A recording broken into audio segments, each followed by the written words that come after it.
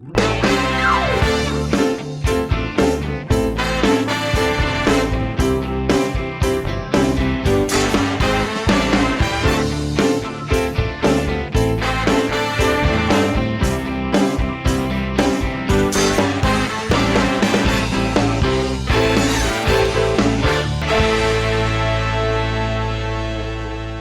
and welcome to the Lewis Nichols Show. And I'm excited to bring on my next guest because we all read his articles every day, and he's the man that you turn to when you want to find out what's going on in the world of soaps, but you're a little bit impatient to wait. So let's say hello to the brilliant Duncan Lindsay. How are you? Hello, I'm very well, thank you. They're very kind words indeed, thank you. Well, this is kind of episode 1 of the Wet Break interviews in tribute to Balvinda. Yeah, I mean, I can't believe you've heard of wet breaks before. You had missed out in your childhood, seriously. They were the best part of my school life. Yeah, we called them all sorts. We started calling them moist breaks at one point when we started getting a bit older, but I think there was that was deliberate. There were deliberate connotations there, but it was nothing like that. Well, I've definitely missed out, but no, it's great to have you on because, like I said, so many people are aware of your work and what you do, and the fact you get all these kind of scoops before anyone else knows about them, it's brilliant. So it'd be great to kind of go through the journey of your career so far. So was journalism something that you were always interested in from kind of like a young age? Not journalism particularly. My mum always wanted me to get into journalism because she thought that there's lots of money in it. Yeah, that's not quite true, but I always wanted to be a teacher and or an actor, so I kind of explored both of those. I went to I was a member of the National Youth Theatre, and so I did some acting, did some stage work, and then I became a drama teacher for a few years and taught English and drama at secondary schools, and I kind of just fell into journalism just by doing a few articles here and there just in my spare time, just for smaller sites. I started off on a site called Post Live Action, which is still going. It's very nice little site. It covers Colby, Casualty, and other TV dramas, and I kind of just went from there really. And Metro just happened to notice some of my work, and just they just kind of said one day, look, we can trial you for 2 weeks. It would involve you moving to London. I was in Scotland at the time. And I thought, well, I turned to my wife and thought, well, we can either just make a bold jump and do it, or just leave it. And we decided to make the jump. And 6 years on, I'm still in the role. So it turned out to be the right decision. But it was an accident, really, genuinely accident. Well, I mean, we all know you, obviously, like I said, from your inside knowledge with soaps. So was that something that you loved? Like, did you always kind of watch the soaps? Is that how you kind of fell into that cycle of journalism? Oh yeah, gosh, like from a young age before I came. I think my first memories of soap scenes before conversations with my own family or school memories or anything like that. All I remember, but Dave Glover dying in the barn in Emmerdale. I remember that vividly more than I can. I don't know how, because I would have been quite young.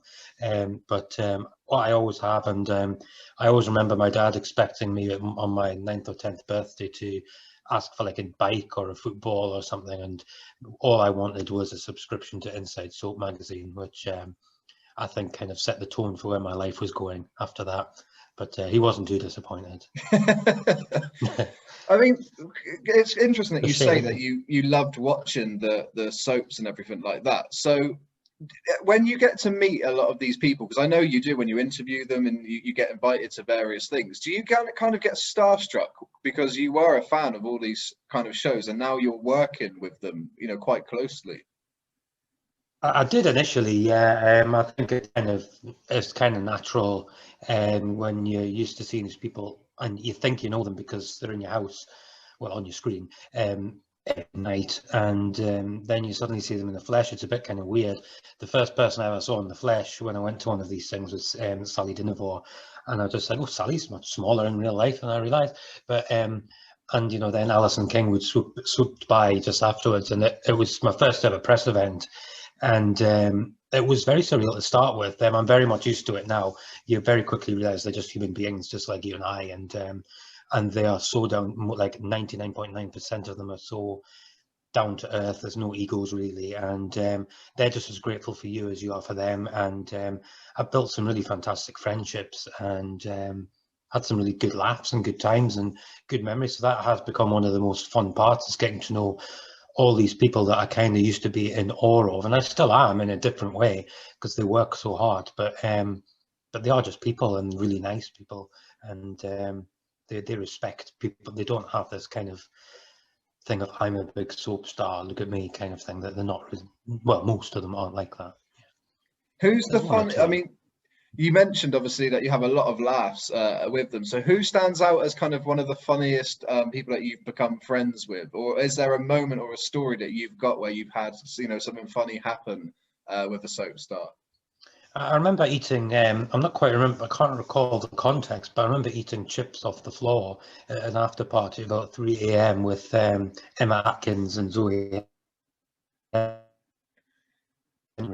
off the floor. They were on paper. They wasn't literally on the floor, but it just got to that stage in the night where, you know, all decorum had gone out the window. These nights always start off on a red carpet with everyone being prim and proper and saying with what they're meant to say, and they always end up with you eating chips off the floor or staggering to the tube. But my most recent fun experience was spending a good 2 hours with Sue Nichols at Soap Awards before COVID, obviously, and we just got absolutely smashed. I won't lie. And the stories and the jokes that she came out with, and she started treating me as her kind of PR, because she was getting accused of people wanting selfies with her. So she just said she was making me, well, not making me, but just saying, "Oh, can you send the next one through?" And we were having a conversation in between, so everyone thought that I was her minder. When actual fact, we just ended up on the same table together. It was quite a fun night. By the end of it, I don't think either of us remember much, but it was good. That's incredible. Do you know? I mean, with my job, for instance, I will always remember a standout interview or something that really kind of means a lot to me. So, do you have a moment where you kind of got a scoop when you realized, oh my God, this is incredible? Like you were the first person to get this before anybody else. You know, that kind of excitement that goes with it. Is there anything that stands out as that ultimate scoop that you got? That's interesting. I do get quite a lot now, and they usually come from the stars themselves, because we've built such a strong relationship now that they'll come to me and they'll trust me with the coverage. So when they want to speak about their mental health or their or something in their own lives, and they trust us more than anyone to open up about it, that's good. But there's sometimes where we know something like who kills such and such. Sorry, I've got a bit of a blood condition, which means I seize up sometimes. So apologies for my lack of Oh speech no. here. Sorry, it's just when I speak for too long at once. But yeah, it's things like when you know who killed someone, or like the upcoming Emmerdale stunt, keeping a secret on who's dying, for example. That there's kind of a pressure to keep that quiet, but tease it properly so that you're not misleading your fans, but you're also writing it so you don't give it away, and you open up loads of options, but you don't also make it too obvious by not addressing it, if that makes sense. So a lot of the times people say, I've written something with a question mark, so that can't be true. When in actual fact, a lot of the times it is, but they just don't notice it as much. And we deliberately put the truth in among the speculation, so that we're not, you know, so we're giving all angles, and so we're not actually giving it away by leaving it out. So I think that it's having the trust of, sometimes we know these secrets, like we knew that Emma Barton was going to die and who killed her in Emmerdale, for example, for nearly a year, I think, before it happened. And Wow. and that was quite, given that everything that happened running up to that, it was very hard to speculate without giving it away, but without also outright lying as well. So I guess when the teams trust you with those big secrets, that's quite an honour, really. I mean, what I love is when you put on, Twitter, you'll say something, announcement coming up at 9 p.m. And I know that me, along with so many others, I'm on your Twitter at a few minutes before and I'm constantly refreshing because it's all, when you announce you've got something, it's going to be good. And I think it kind of, what you mentioned there about the cast actually trust you with these big stories. And that must be great for you. You've done this now for a few years, but you are becoming one of the most respected, well-known, respected by Thank the you. audience, but the cast as well. That must be a That's a good good feeling thing. for you to have achieved that in that amount of time. That's very kind of you to say. There's so many good people that work in the industry, but I think what kind of sets our content aside is we don't kind of aim to go for the negatives.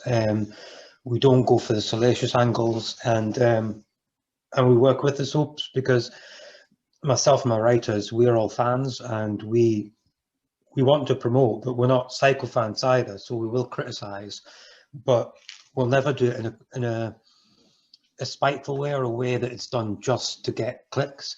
So I think that because we're always open to having that conversation, we'll never run a story without saying, look, I've got this. What's your take on it? What's your side of it? And we'll have a conversation, and sometimes they'll say, okay, that's fair enough. Yeah, you've got a story, run it, And other times they'll say, would love you to sit on that. And here's why: it'll be good for the audience. We'll give you something else instead, or you can chat to this person about it, or you can have the scoop when it's close at the time.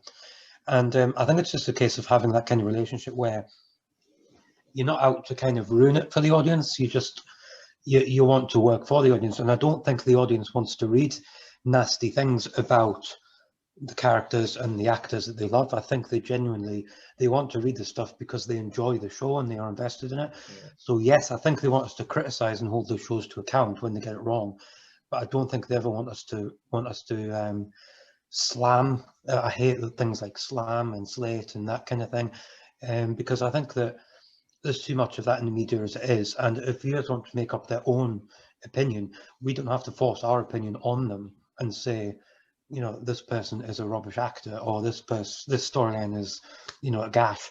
If they choose to think that, then that's absolutely their opinion, and totally, I don't think it's for us to, because we know how hard they work, and so even if there is a storyline I don't particularly enjoy, we always make sure we criticize it in a way that's productive and constructive. And I think that's why we've kind of built a stronger relationship than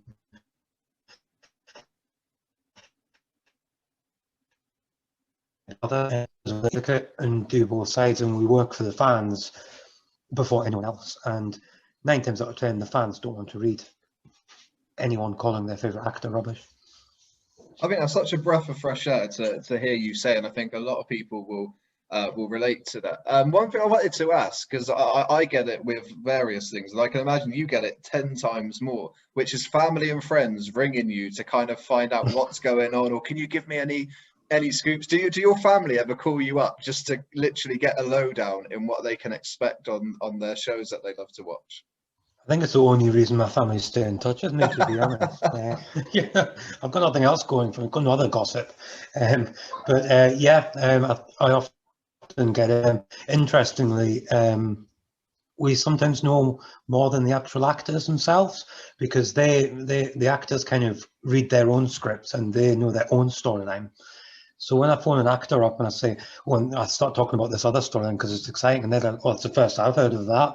Is that happening? I didn't know about that.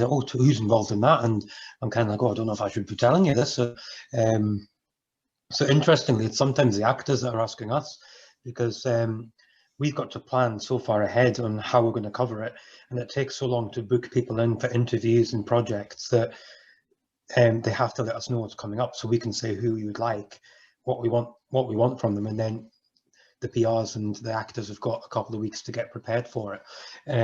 So we often get like letters from producers saying, I've had one from EastEnders recently, I can't say obviously what it is, but there's a big storyline coming up in EastEnders that we've all been sworn to secrecy on. I'm hoping everyone does do it, but they do send, the producers will send us a letter, say, look, we work with you all this time, can you please work with us on this story? And those are the ones that I can't even tell my family about, because we literally sign something and say, we won't reveal this. And it's for the good of the audience, it's for the good of the story. And they don't ask that much from us. They're often very good and say, you know, if we've got a story that lands, like, you know, I've got an Emmerdale story that I haven't released yet, but it's a returning character, they've been very good with me in terms of working with me and say, yep, you know, we appreciate that you've got this and you know about it, but can you hold fire for now? Because obviously they've got a big week coming up now that we want to focus on. There's a huge stunt coming up, which the trailer's just come out for this week. And it'll be better for me, better for the story, and better for the audience to hold fire on it. But they haven't tried to silence me or say, no, you can't run that. They've said, okay, that's fair enough, you've got it.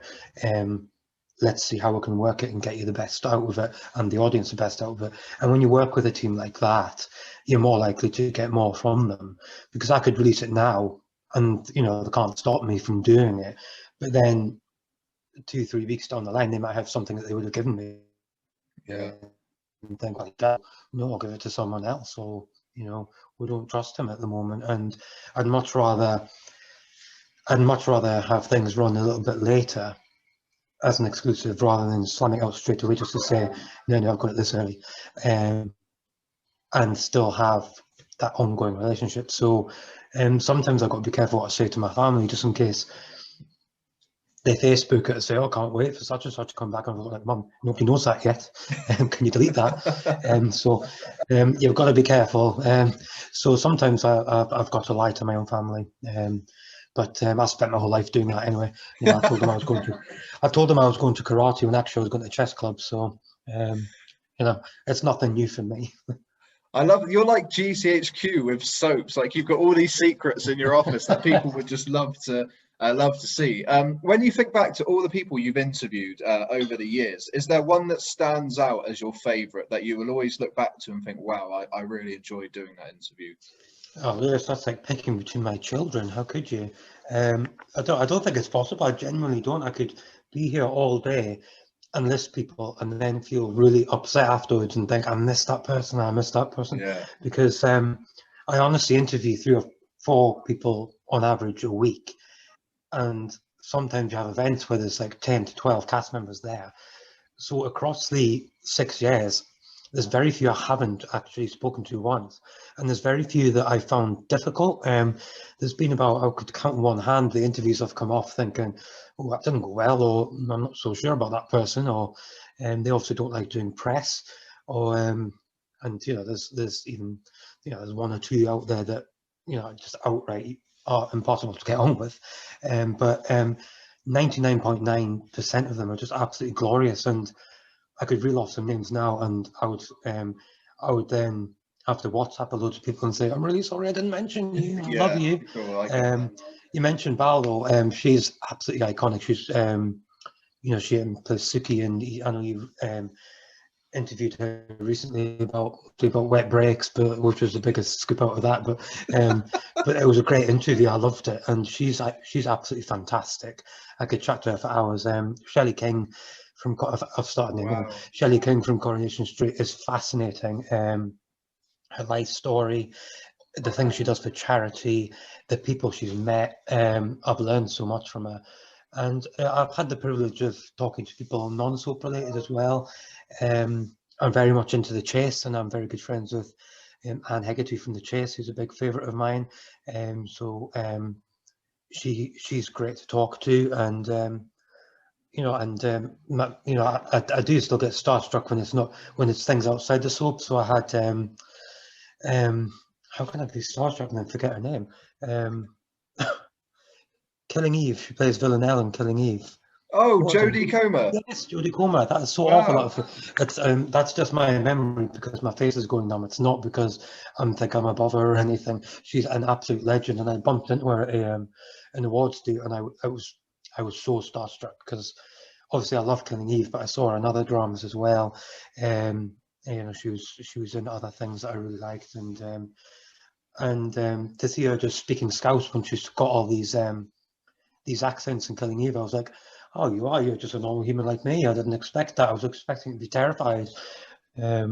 So people like that as well. Yeah. And so very long answer there, but I can't pick one. Sorry. No, that's brilliant. And I've got to say a massive thank you to coming on, because there's so many people, like I said, that we read your articles, we go to you because we know that the scoops are going to be good, they're going to be interesting, and you've got this great relationship with the stars as well. So thank you so much for coming on and giving us kind of an insight into your career and what you do and some of the cool stories. So thank you. Oh, it's a total pleasure. I'm really sorry that my voice went funny. I've just got this condition where my face just seizes up when I speak for too long. So I don't know what it is, but getting blood tests and stuff. But if I sounded weird, that's why. I'm not No, not pulling at all. faces. I genuinely just it's just part of what I'm living with at the moment. So if I look a bit weird, please don't screen grab me, anybody. That would be lovely. Unless I'm looking particularly gorgeous. That'd be cool. Right, But no, I've thank you so really much. thank you for having me. I really love chatting to you, and I love your interviews. They're absolutely fantastic. And Oh, thanks, Duncan. your reunions, I love the Bad Girls and stuff. Massive fan of Bad Girls, so that's all been great. That's amazing.